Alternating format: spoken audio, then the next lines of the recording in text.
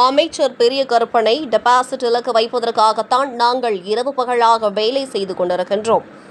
தேர்தல் பிரச்சாரத்தின் போது பாஜக வேட்பாளர் திருமாறன் பேச்சு. சிவகங்கை மாவட்டம் திருப்பத்தூர் சட்டமன்ற தொகுதியில் தென்னிந்திய பாட்வாட் கட்சியின் தலைவர் திருமாறன் தாமரை சின்னத்தில் போட்டியிடுகிறார். அவர் சட்டமன்ற தொகுதி முழுவதும் சூறாவளி பிரச்சாரம் மேற்கொண்டு வருகிறார்.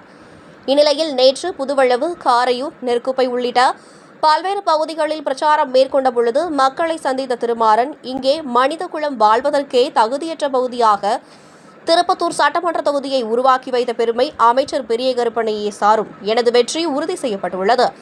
இருப்பினும் இந்த முறை அமைச்சர் பெரிய கருப்பனை டெபாசிட் இலக்கு வைப்பதற்காகத்தான் நாங்கள் இரவு பகலாக வேலை பார்த்து கொண்டிருக்கின்றோம்.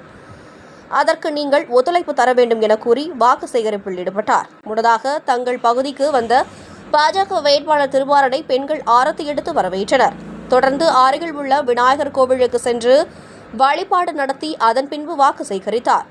வாக்கு சேகரிப்பின் போது உடன் அதிமுக மாவட்ட அவைத்தலைவர் ஏவி நாகராஜன், பொதுக்குழு உறுப்பினர் கரு சிதம்பரம், முன்னாள் மாவட்ட சேர்மன் பொன்மணி பாஸ்கரன், ஒன்றிய செயலாளர் முருகேசன், ஒன்றிய பொருளாளர் பாஸ்கரன், மாவட்ட ஜே பேரவை துணை செயலாளர் சீனிவாசன், ஒன்றிய ஜே பேரவை செயலாளர் காட்டாம்பூர் ரமேஷ், இளைஞர் இளம் பெண்கள் பாசறை மாவட்ட துணை செயலாளர்கள் கணேசன், கண்ணப்பன், அமமுக ஒன்றிய செயலாளர் பாலசுப்ரமணியன், மாவட்ட பிரதிநிதி பந்தா பாண்டியன், பாரதிய ஜனதா கட்சி ஒன்றிய தலைவர் தங்கபாண்டியன் மற்றும் கூட்டணி கட்சி நிர்வாகிகள் பலர் கலந்து கொண்டனர்.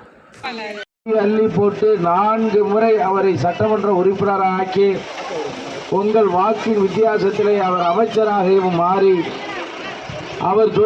அவர் வகித்த துறையில் இருக்கக்கூடிய ரேஷன் கடையை கூட இந்த பகுதி மக்களுக்கு செய்யவில்லை.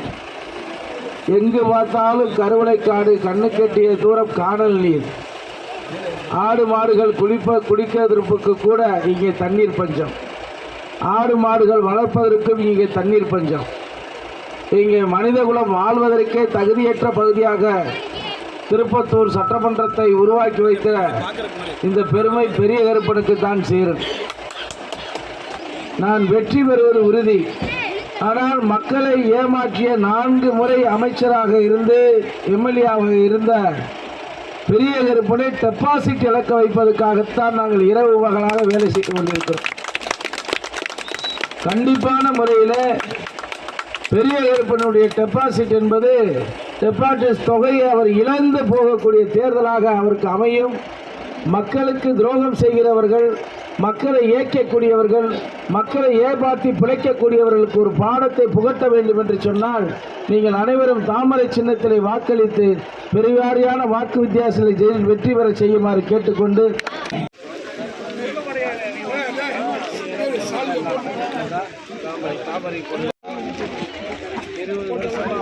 வாங்க வந்தாங்க. ஓட்டு கேட்க ஒரே வாங்க வந்தவர் ஓட்டு போட்டால் நீங்கள் எதுவும் வாங்க முடியாது.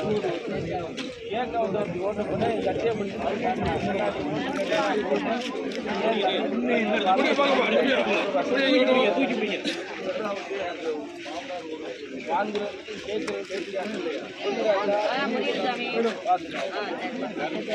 மாதிரி இருக்குமா இல்லையா? ஒரு நடபாதை போட்டு கொடுத்துருக்காங்க.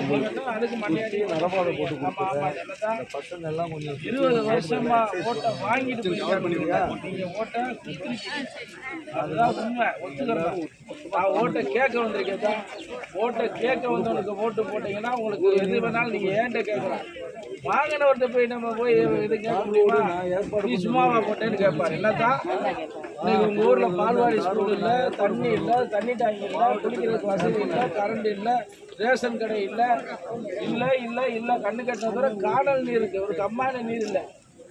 இதெல்லாம் மாறணும்னா நீங்க மாறினா தான் உங்க தொகுதி மாறும். இல்லைன்னா மாறாது தான். சேலை கொடுக்குறாரு தான். சூரத்தில் போனீங்கன்னா ஒரு சேலையோட விலை 45 ரூபா தான். கட்டிக்கிறது சேலை 45 ரூபா.